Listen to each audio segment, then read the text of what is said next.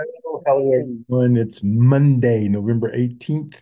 It's about 12 noon here, so I got a little later start than normal. You can see I've got some crosses in the background, and we'll talk about that in a minute. My name is Wade Cruz. I'm the pastor for senior adults at Quail Springs Baptist Church, and this is Ball Cap Bible Study. Welcome to that. If you haven't watched much before, it's because I wear a different ball cap in every episode. And today we're rocking the Rocket City Trash Pandas out of Huntsville, Alabama. So all my in-laws out there in Alabama and South Carolina, you'll recognize that. I hope. I love you guys dearly. Today, I wanted to talk about the cost of discipleship. Uh, when you start to think about, we think about our costs, but man, what did it really cost to get us to this point? We're 2,000 years after the crucifixion and resurrection. Without the resurrection, the crucifixion means nothing.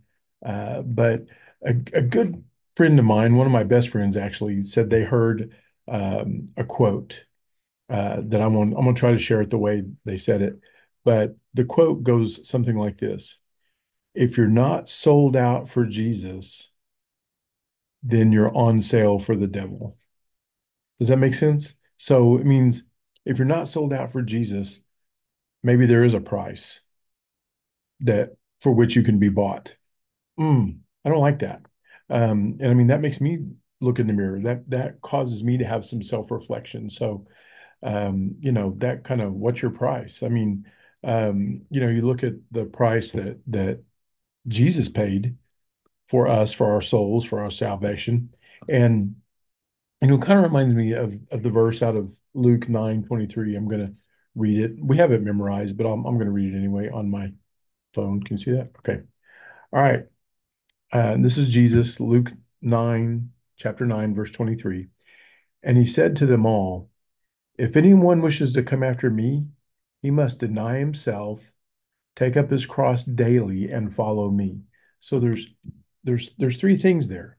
Interesting, a little trinity of things. There were three crosses on the hill. There's all sorts of things. We've talked about the two different worldviews of those crosses on either side of Jesus, but um, when you look at the three things, self-denial is first. If it's about selfless, not selfish. What did Jesus say? Even the Son of Man did not come to be served, but to serve and give his life a ransom for many.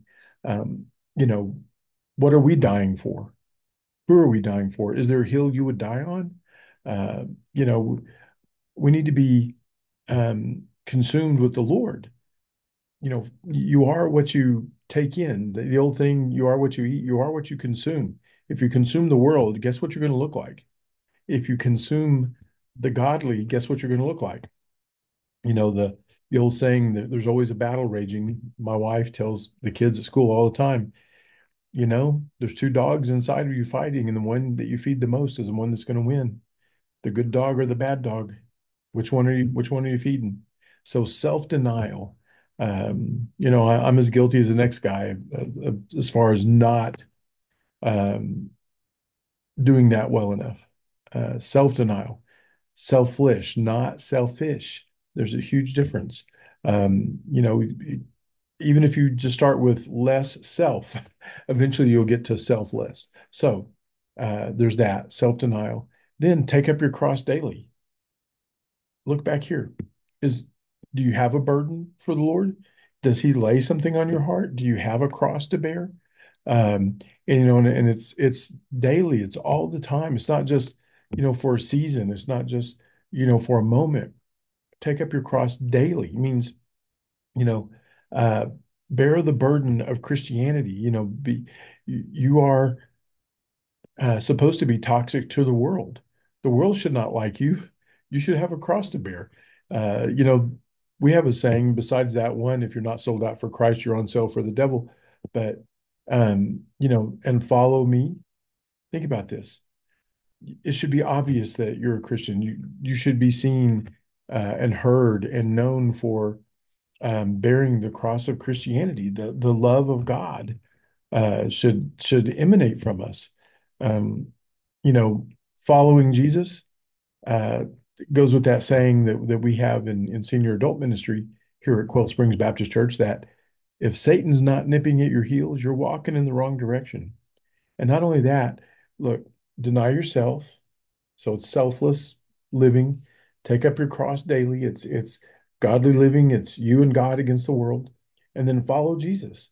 He's your moral compass. He's got the lead. Here's a problem in America. We don't like to follow people. We don't like to submit. And we always want to get out. We want to jump out ahead of God. And let me tell you something. I've learned this the hard way. You can't follow somebody that you don't allow to lead.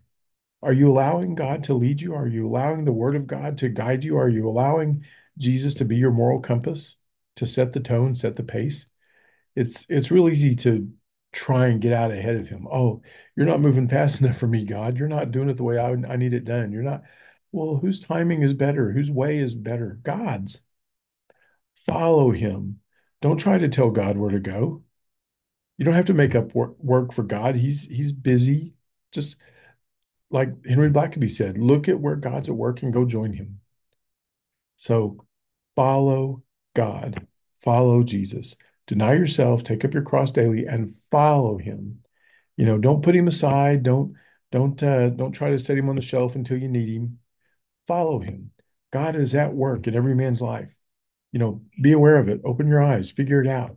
Um, so, three things, three Trinity of living: selflessly, okay, with a godly burden, and with Jesus as the guide, as your map, when it comes to that, when I see when people look at me, I want to be a road sign, not a roadblock to Christ. You know, I want to be the instrument. Can you even see that pencil? I want to, if this was like a carving tool, I want to be the tool God has in his hand that he uses to carve the image of Christ on people's hearts. So, what's your purpose? Are you denying self or are you serving self? Are you taking up your cross daily, or do you really not have a burden for others, for the lost, for God's work? And then, do you even care where Jesus is going? Are you going your own way? Fleetwood Mac was not right. You cannot go your own way. You must follow him. So, all right, all that said, that's all I got. Remember, if you're not sold out for Jesus, you're on sale for the devil. So, I hope. Let me close with this. Let me close with this. Um, how would I want to say that? So again, without the resurrection, the crucifixion means nothing. So we believe in the resurrection. That's the whole gospel. But I will say this, close with this. Jesus died for you. The least you can do is live for him. All right, you guys have a great uh, day and week, and we'll see you next time.